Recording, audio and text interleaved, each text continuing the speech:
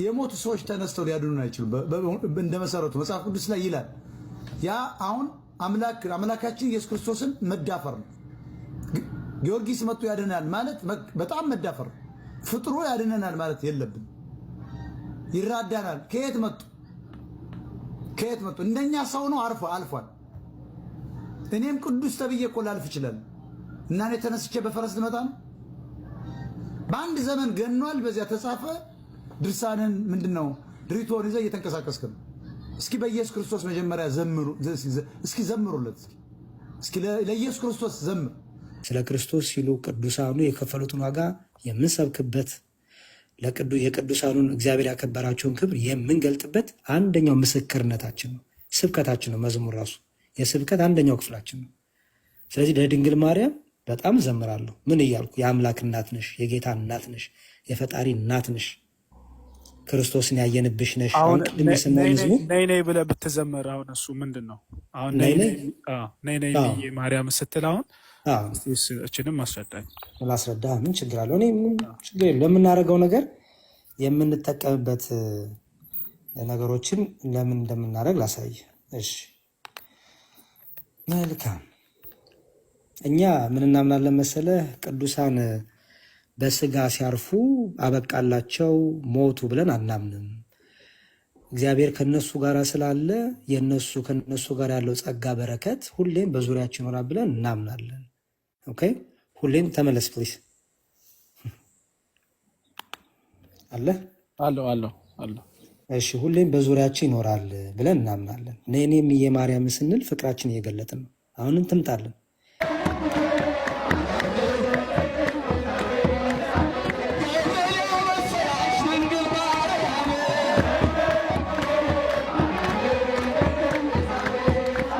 ዘማሪዎች እንተና የትለው ነው። አሁን የሰባኪ ነኝ የሚለው የሚዘምር ቢዝነስ እኮ ነው። አሁን ምረታ አሰፋ ቢዘምር ምን ብሎ የሚዘምር ይመስልሻል? እስኪ እንተቸው። ምን ብሎ የሚዘምር ይመስልሻል?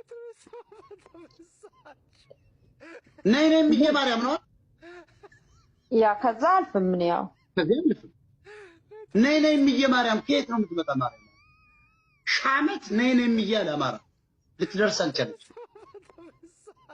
ነይ ነይ የሚዬ ማርያም ውጭ ቢያወጣ ይሄ ሰውዬ ወይ ደግሞ ጊዮርጊስ መጣ በፈረሱ ብሎ ነው የሚጠፋ። እንደውም ስለ ኢየሱስ ክርስቶስ ደፍሮ አይዘምርም። ስለማውቃቸው ኢየሱስን አሁን ዘምሪ ብትዩ ይደነግጣል። ኦርቶዶክስ ኢየሱስ ብሎ አሁን ለመዘመር ጴንጤ ነኝ ይባላለሁ የሚል ይሄን ታውቂያለሽ ብርጅስቶ? ኦርቶዶክሶች አሁን ኢየሱስን አያጎሉት። ኢየሱስ እኮ አልፋና ኦሜጋው ዋናው የነበረው ያለውና የሚኖረው ተመልከች። እንግዲህ ከሶስቱ አካል አንደኛው ማማዬ ወይ እቺ ምንድን ናት? እቺ ወይ ማርያም ነው የሳመች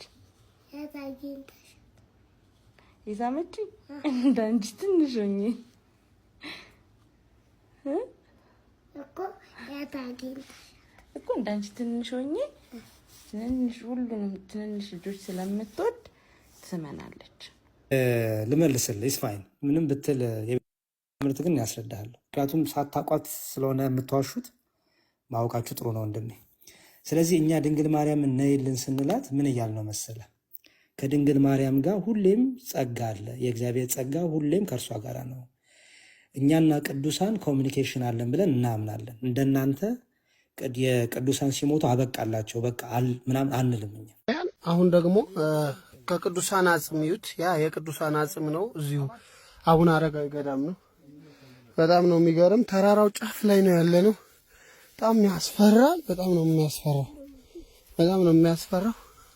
ይኸው ይህ የምታዩት አቡነ አረጋዊ ደብረ ዳሞ ገዳም የቅዱሳን አጽም ያለበት ነው። አቤቱ የቅዱሳን በረከት፣ የቅዱሳን ጸሎት፣ የቅዱሳን ምልጃ ከኛ ጋር ይሁን። ቅዱሳን አምላክ ይማረን። አምላከ ቅዱሳን አማልዱን። መላው ኢትዮጵያ ሀገራችንን ሰላም አድርጉልን። ተዋህዶን አጽኑልን። በጣም ነው የሚገርማችሁ። የቅዱሳን አጽም ነው።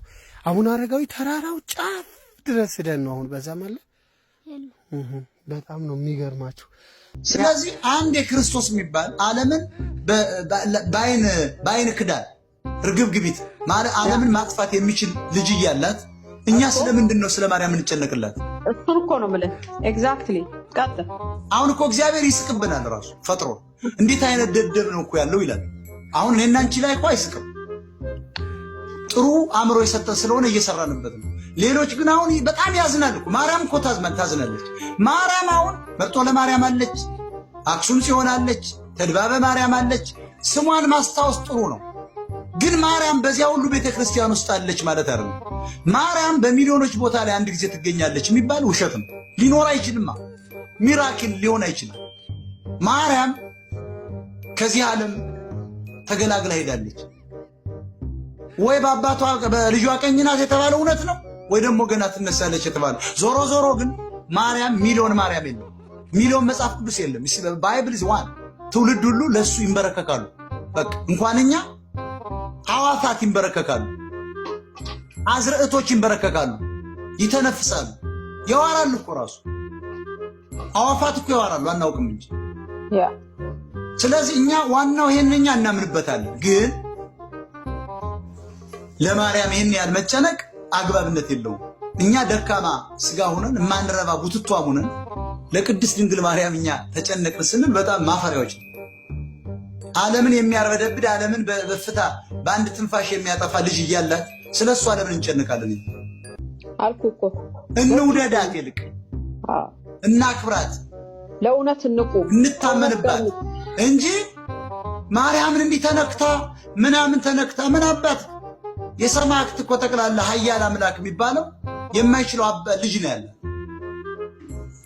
እሱ ለእናቱ አልችል ብሎ ነው። እንደ እውነቱ ከሆነ መጽሐፍ ቅዱስን ብታነቡት የተለየ ነው። በጣም የሚገርም ነው። እኛ መጽሐፍ ቅዱስን እየተከተልን አይደለም፣ ድርሳን እየተከተልን ነው። ግሳንግስ አሸክመውናል። ፍካሬ ኢየሱስ የሚባለውን እኮ ብታነቡ በዓለም ላይ እኮ አንድ ሰው ይጸድቃል ብለህ አታስብም እኮ። እኔ ፍካሬ ኢየሱስን ካነበብኩ በኋላ መጽሐፍ ቅዱስ ማንበብ አቁሜያለሁ። አንድ ሰው ወደ መንግስተ ሰማያት አይገባም። ፍካሬ ኢየሱስን ያነበበ ሰው ቅዠት ነው የሚለቅብህ። ታዲያ ምን ተስፋ አለን ብለህ በምድር ላይ እንዳትፈላሰፍ፣ በምድር ላይ ዕውቀት እንዳትፈጥር። እግዚአብሔር እኮ ተመራመሩ ነው ያለ፣ ጠይቁ ነው ያለ፣ መርምሩ ይላል። ይሄን ምርምር ግን አቁመውታል በግሳንግስ መጽሐፍ። ገድልን ተሸክመን ለምን እንዞራለን? ገድል ማለት እኮ አንድ ንጉሥ ቁጭ ብሎ ያጻፈው እኮ ነው። እኔ አሁን ዛሬ ንጉሥ ብሆን ጻፍልሃል፣ ወደ ነው የምጽፈው። ያኔ ቀድሞ መሳሪያ ስለታጠቁና ንፍጣቸውን ከኛ ቀድሞ መጥረግ ስለቻሉ ንፍጣሙን የኢትዮጵያ ሕዝብ ከስራ አድርገው እያታለሉ በሃይማኖት በምን በታቦት ይዘውት የመጡ ሕዝብ ነው። ያለቀውን እኮ ታቦት ግራር እንጨት ነው። ማን ነው የሚሸጠው? እስላሙ ጉራጌ ነው የሚሸጠዋል። ይሄ እውነት ውሸት? ሄዱና መርካቶ ጋር ሄዱ። ውሸት እውነት። ጥላው እኮ እዚያ ነው የሚሸጠው። ወርቅ ጥላ ትላለ። እውነት ያው ወርቅ ጥላ። አማራ ከድንቁርናው ብዛት ወርቅ ጥላ ይላል። ወርቅ ጥላ አለ ወይ? ወርቅ ማለት እኮ እንዴ ጥላ ማለት ወርቅ ማለት እኮ አንድ ወርቅ ጥላ አገኘ ማለት እኮ እውነት ወርቅ ከሆነ ለምን ትሰራለህ? 100 ዓመት ቁጭ ትበላለህ። አንድ ወርቅ ጥላ ማለት አይተዋል። ያ ሁሉ እንግዲህ ጥላው ላይ ያለው ብልጭልጭ ነገር አርቲፊሻል ወርቅ ከሆነ ወርቅ ጥላ አስገባው ይላል። ለማን ያስገባው? ስለ ለገብርኤል ይላል።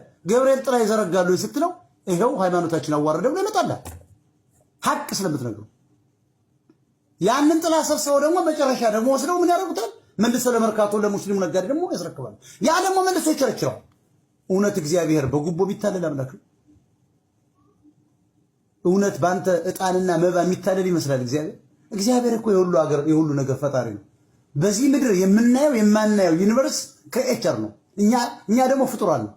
እንዴት ነው እግዚአብሔርን በአንድ ጧፍ ልታታልኝ የምትሄጅ አማራ? እንዴት ነው አማራ አንድ መክለፍት ዳቦ ጭነህ እዚያ ቤተክርስቲያን ልታታልለው ገብርኤል የምትሞክር? ገብርኤል እንደዚህ አይደል። እነ ገብርኤል እነ ሚካኤል ገና ግርማ ሞገሳቸው ወደ መሬት ሲወርዱ ዓለም ይናወጻል። እነሱ አይመጡ። ለዚህ ወራዳ ኢትዮጵያ ህዝብ አይመጡ። ሌባ ነዋ፣ አታላይ ነዋ። ሃይማኖት ነን ያለን እንጂ ከኔ ጀምሮ እምነት የለም። እኔ ግን አለኝ ይላል። ራሴን ማካተት አለብን።